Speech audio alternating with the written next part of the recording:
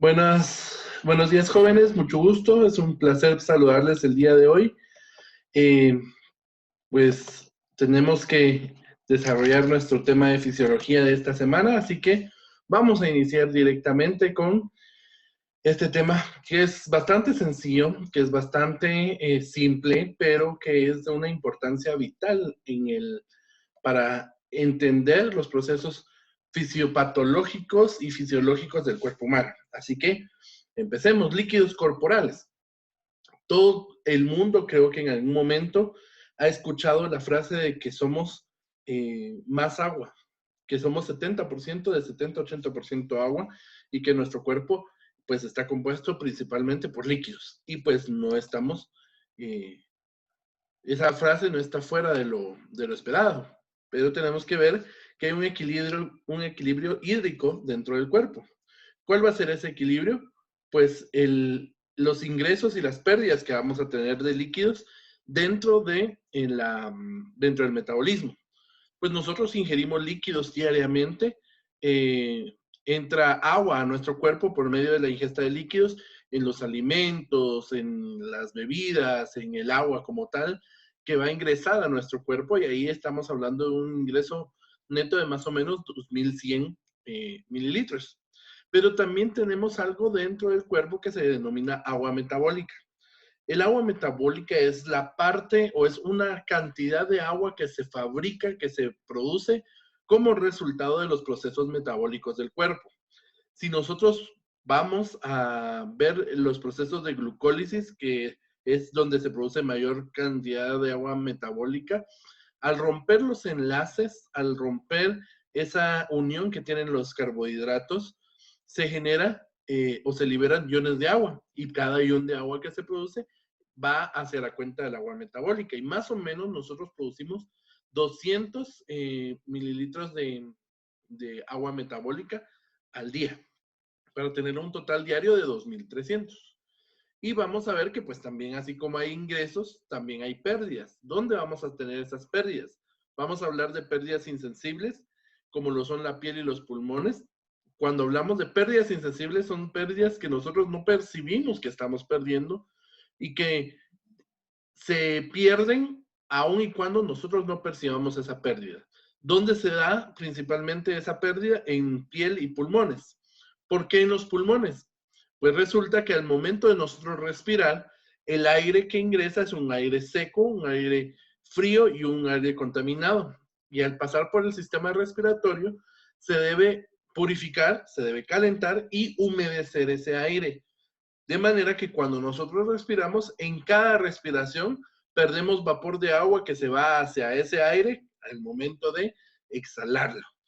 Y en la piel, pues obviamente por medio de los sistemas de termorregulación del cuerpo, en los cuales vamos a perder más o menos 350 ml.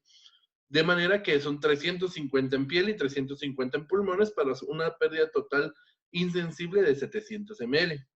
Perdemos 100 centímetros en sudor, más o menos en el transporte de las heces o en la formación de heces perdemos otros 100 mililitros. Y finalmente, en orina producimos alrededor de 1400 mililitros para un total de pérdidas también de 2300, de manera que lo que producimos, lo que ingresamos, también es lo que perdemos para mantenernos en equilibrio. Esto es un cálculo aproximado para una persona de 70 kilogramos. Pues obviamente las pérdidas insensibles y todo lo demás, pues va a depender, no va a ser lo mismo una persona que pesa 40 kilogramos, un niño que pesa 20 kilos, a un adulto con 80, 100, 150 kilogramos, que van a depender dependiendo de su volumen, de su peso, de su función renal, de su consumo. Incluso hay factores externos que exceden o que hacen que el ingreso sea mayor. Por ejemplo, en temporada de calor, en temporada de frío, pues el consumo de líquidos va variando, la producción de sudor, si el paciente está haciendo ejercicio intenso, pues se produce más sudor y eso puede generar que haya mayores pérdidas. Por eso es que el ejercicio como tal no ayuda a bajar de peso. ¿Por qué? porque la gente quiere sudar y se pone las fajas para poder sudar y ellos piensan que sudando están quemando grasa cuando en realidad no está sucediendo eso. Lo único que está pasando es que están perdiendo agua y electrolitos y por lo tanto deshidratándose. Al momento de que ellos vuelvan a consumir líquidos, el peso que aparentemente hayan perdido va a ser peso en agua, va a ser peso muerto porque se recupera instantáneamente. Vamos entonces a los compartimientos del líquido corporal. Somos agua, pero no somos seres que somos líquidos. Tenemos una contextura sólida y pues tenemos que saber que el líquido va a estar dividido en algunos compartimientos, en algunas como depósitos en los cuales nosotros los vamos a ver. ¿Cuáles son esos compartimientos? Tenemos el líquido intracelular, o sea, el líquido que está dentro de las células, y el líquido extracelular, el que está por fuera de las células. Este líquido extracelular lo vamos a dividir en dos grupos o en dos subgrupos. El líquido intersticial, que es el líquido que está literalmente por fuera de la célula, y el líquido intravascular, que va a ser el líquido que va a estar dentro del espacio vascular, dentro del sistema circulatorio y que va a formar el plasma y la sangre. Vamos a encontrar una categoría especial que es el líquido transcelular, que es un líquido extracelular que básicamente son líquidos que no están dentro de la célula, pero que se consideran como especiales, como en el caso del líquido pericárdico, el líquido pleural, el líquido cefalorraquídeo, ya que tienen funciones específicas y especiales y tienen su formación es totalmente diferente. No es exactamente igual al líquido extracelular como tal. Aquí incluimos también el líquido sinovial que se encuentra en las articulaciones y pues esto va a hacer diferencia de los elementos que van a formar este tipo de líquidos. Entonces, si nosotros nos damos cuenta, más o menos alrededor del 60% del peso total de una persona va a estar formada por el agua corporal total. Lo sólido es el otro 40% y el 60% es el agua corporal total. En el caso del líquido extracelular y del líquido intracelular, nos vamos a dar cuenta que más o menos 2/3 partes del agua corporal total, o sea, un 66%, es parte del líquido intracelular. La mayor cantidad de agua que tenemos en el cuerpo se encuentra dentro de las células, no por fuera. El otro tercio restante es el agua corporal, va a ser el líquido extracelular. Y este líquido lo vamos a dividir en el líquido intersticial, que es el líquido que va a estar por fuera de la célula, literalmente es el líquido extracelular, el líquido que está alrededor de la célula en los tejidos, y que va a ser 3/4 de ese volumen, y 1/4 del volumen que va a ser del líquido intravascular. Si lo vemos acá, nos vamos a dar cuenta, este es el agua corporal total, está ingresando, entra al plasma y sale a través del plasma. ¿Por qué? Porque va hacia los riñones, hacia los pulmones, la sangre, y ahí se hace el proceso de filtración para la formación de orina, en los pulmones, a los tejidos para la pérdida del vapor de agua, para el sudor, para la piel, para las heces, pues se transporta por medio de la sangre. ¿Cuáles van a ser los límites que van a separar los compartimientos celulares? Número 1, va a separar del líquido intersticial del plasma, lo separa la membrana capilar, o sea, el vaso sanguíneo. La separación entre el líquido intersticial y el líquido intracelular va a ser la membrana celular, que van a ser los límites que nosotros vamos a ver de la formación de los compartimientos. Nuevamente, recordamos que el líquido intracelular, que normalmente lo abreviamos como LIC, LIC, es el 66% del volumen de agua total que tenemos en el cuerpo, mientras que el líquido extracelular tiene un 34%. Y vamos a ver que el líquido intersticial va a ser un 27% de ese volumen, y el otro 7% lo va a componer el volumen sanguíneo que va a formar el plasma. Ahora bien, estos líquidos son exactamente iguales. Si nosotros hacemos un análisis químico de esos líquidos, ¿son completamente iguales? Pues resulta que no. El líquido extracelular y el líquido intracelular van a tener diferentes componentes que lo van a formar. En el En el líquido extracelular e intracelular vamos a encontrar algunos elementos que son muy frecuentemente vistos. Los principales elementos que forman estos líquidos, pues, aparte del agua, van a ser los electrolitos. Y estos van a tener diferente concentración tanto adentro como fuera de la membrana de la célula. En el líquido extracelular nos vamos a dar cuenta que el sodio es el que predomina por fuera del líquido extracelular, con una alta concentración extracelular, mientras que del lado interno de la membrana celular, o sea, en el líquido intracelular, también tenemos sodio, pero en una concentración mucho menor. Hay una diferencia de concentración. Esto es muy importante porque es el concepto de gradiente de concentración. El gradiente de concentración es la diferencia de la concentración de un soluto a ambos lados de una membrana semipermeable. ¿Cuál va a ser esa membrana semipermeable? La membrana celular, que va a ser selectiva para el transporte de los elementos, que es lo que hemos visto en las clases anteriores. Entonces, tenemos al sodio que va a ser de predominancia extracelular y en el líquido intracelular va a tener un valor muy bajo. ¿Qué sucede? En el líquido intracelular vamos a tener una gran concentración de potasio y vamos a tener en el líquido extracelular una muy baja concentración de potasio. Si nos damos cuenta, en sodio son 142 en el extracelular y 10 en el intracelular.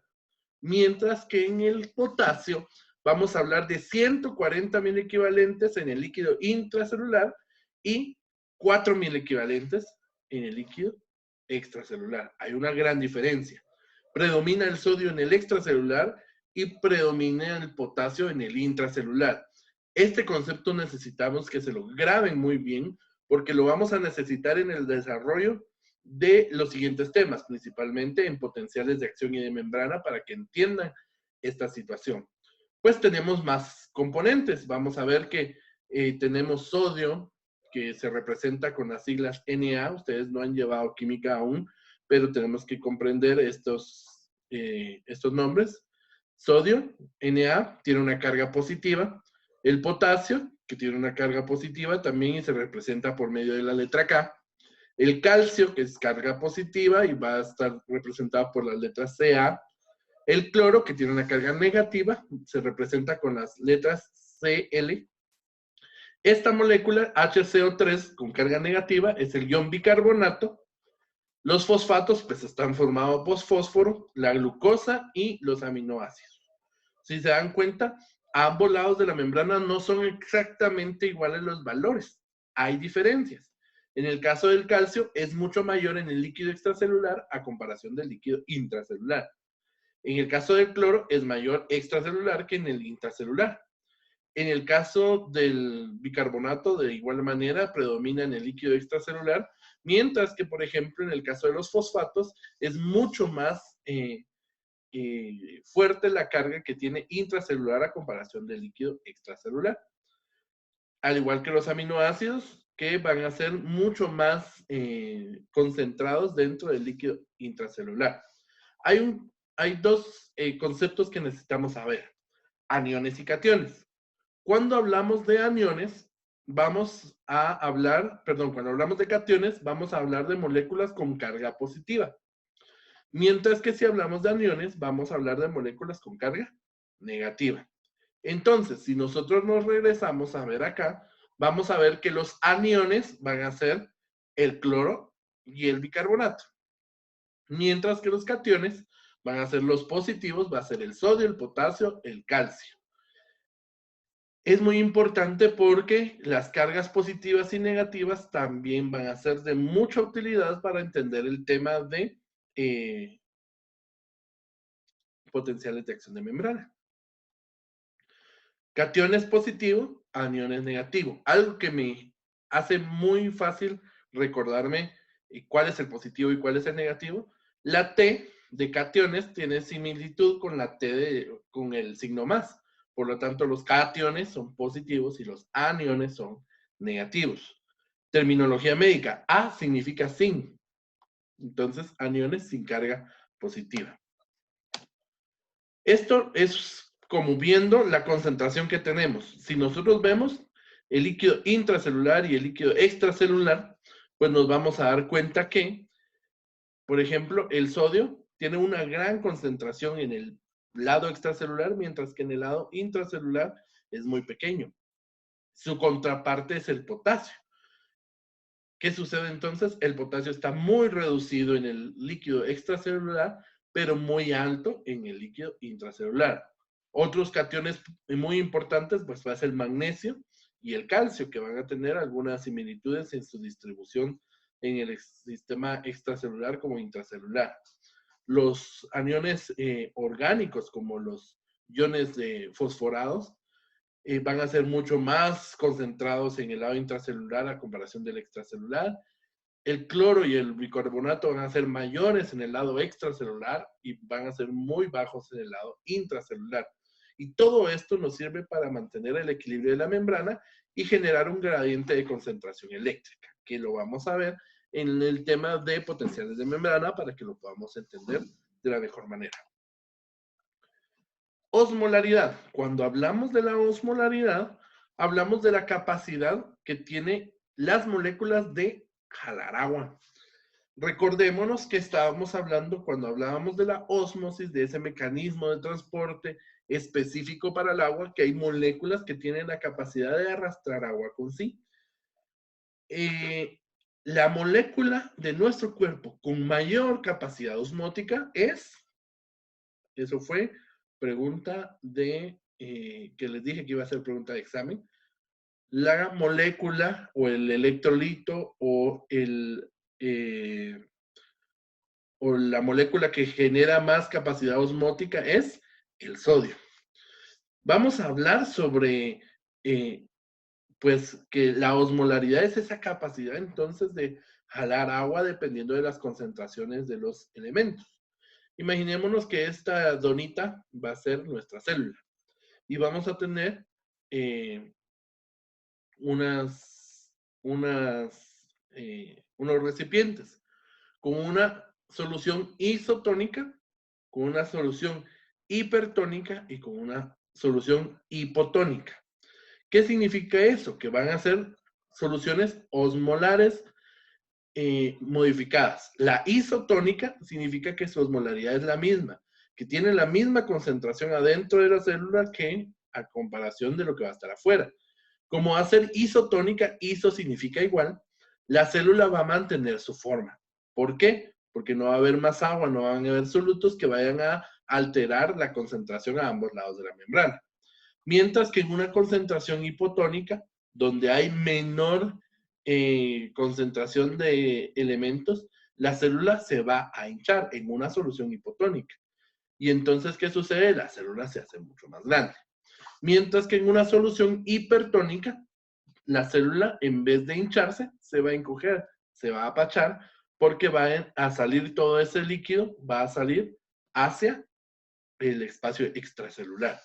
Es muy importante porque esto lo vamos a utilizar en fisiología para comprender muchos problemas fisiológicos. El tema, la verdad es que es bastante relativamente corto, es sencillo de entender, pero es muy importante saber de que la diferencia entre el líquido intra y extracelular va a generar gradientes de concentración, que estos gradientes de concentración son muy útiles en fisiología para la generación de estímulos eléctricos, que los vamos a ver, como les digo nuevamente, en el tema de potencial de membrana, y que vamos a necesitar comprender y recordar estas tablas. Les voy a suplicar que la tabla de componentes de líquidos corporales la copiemos literalmente, porque estos valores son muy importantes aprenderlos. ¿Cuál es más grande en el líquido extracelular? ¿Cuál es mayor en el líquido intracelular? Para que entonces podamos comprender los conceptos. Y pues bueno, ese es el tema de hoy. Es corto, pequeño, conciso, pero sí necesito que estudiemos bastante. El tema de la siguiente semana vamos a trabajar sobre la bomba de sodio y potasio y el desarrollo de el tema de enzimas para que podamos entender que son temas un poquito más de bioquímica más que de fisiología, pero que son temas muy importantes para comprender lo que se viene en las siguientes clases. El documento que vamos a utilizar, pues es este, el encabezado, es de la Facultad de Ciencias Médicas de la UNAM, y se les va a enviar el documento en la aplicación Edmodo para que ustedes lo puedan descargar y estudiar para la siguiente semana. Y pues obviamente no podemos quedarnos sin hacer un repaso de nuestros temas, y su tarea para realizar en casa va a ser la clase que acabamos de ver. La debemos pasar al cuaderno para tener una constancia de haber tenido, recibido esta clase, de que ustedes pues la observaron. Y recuérdense que dudas o preguntas me las pueden hacer llegar por WhatsApp. Muchas gracias a aquellos que se han comunicado y que no se han quedado con la duda, porque eso los va a hacer a ustedes ser mejores al quedarse sin esas dudas. Podemos usar WhatsApp, podemos usar Edmodo, podemos usar Control Total, o pues las plataformas en las que me puedan encontrar. Van a resumir las páginas 791 a las 794 de la Fisiología de Guyton, donde habla sobre edema. No es muy largo el tema, y pues tiene que ver con los compartimientos de líquido, de los líquidos corporales. Van a subir las fotos de esto en Edmodo. Este resumen lo trabajan en cuaderno y van a tomarle las fotos como hemos estado trabajando para subirlo a la plataforma de Edmodo por medio de la asignación que se va a crear. Por favor, ante cualquier situación, diríjanse conmigo para poder resolver dudas, para poder ayudarles en algún momento para resolver cualquier situación académica que se les pudiera presentar.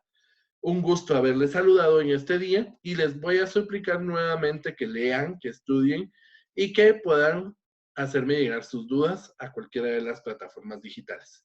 Que Dios les bendiga, que tengan un muy buen día y que podamos seguir trabajando, aunque sea de esta forma a la distancia, pero formando nuestros conocimientos, y un día no muy lejano poderles decir, colegas. Hasta la próxima, compañeros.